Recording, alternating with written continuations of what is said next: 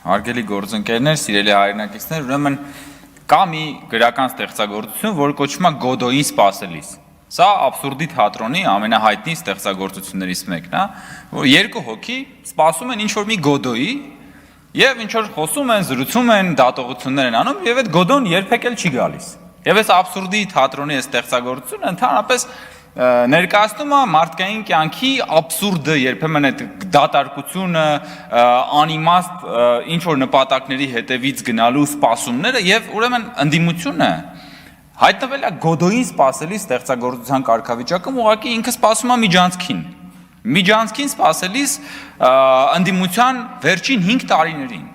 Մեր հիմա պարոն Խաչատրյանն ասում է ես դեռ չեմ տալիս միջանցք կանոնը, այսինքն չի ասում, որ միջանցք չկա, միջանցք չպետք է լինի, ասում է ես դեռ չեմ տալիս, բայց սպառնում է, որ կտա,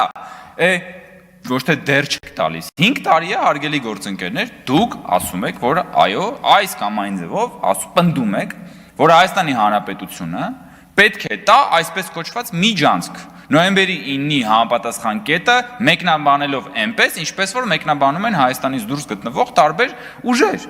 Հիմա բնականաբար պարզ է, որ դուք թրիփով պետքա բավարարված չլինեք, բայց կա նաև հաջորդ մեկ այլ կողմ է։ Այսօրվա մեր ընդդիմության մի մասը սկսում է կամաց արդեն փոխել նարատիվը, ասում է, դե այդ թրիփը այդքան էլ վատ բան չի, թրիփը լավ բան է, բայց այս իշխանությունը չի կարա այդ թրիփը իրագործի։ Մեզ պետք են ուժեղ բանակցողներ, որ գնան թրիփը իրագործեն։ Բայց այդտեղ էլի գալիս է մի հատ աբսուրդ, որ եթե թրիփն է,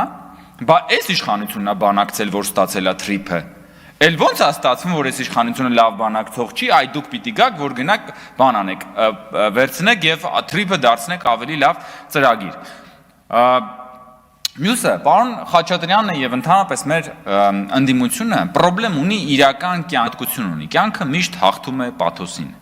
Եվ օրինակ Ադրբեջանից ներմուծված բենզինը մարդը կարող է լցնել իր մեքենան եւ այդ մեքենան կշարժվի։ Բայց ընդդիմության էժան հայրենասիրությունը ոչ միտեղ չես կարա լցնես եւ ոչ մի բան չի շարժվի այդ հայրենասիրությունից։ Ընդհակառակը այդ ընդդիմության էժան հայրենասիրությունից միշտ կարելի է հետ գնալ։ Իսկ մենք ուզում ենք, որ մեր պետությունը, մեր երկիրն ու մեր ժողովուրդը առաջ գնա։ Եվ սա ապաշրջափակման կարևոր դրվագներից մեկն է։ Եվ ես չեմ զարմանում, եթե պարզվի պարոն Խաչատրյանը եւ մեր ընդդիմության մյուս գործընկերները հերթ են կանգնում բենզալցականների մոտ, որ այդ բենզինից լցնեն։ Հիմա մենք պետք է նաեւ ճշտել արդյոք եւ լավ կլինի որ լցնեն։ Եվ ես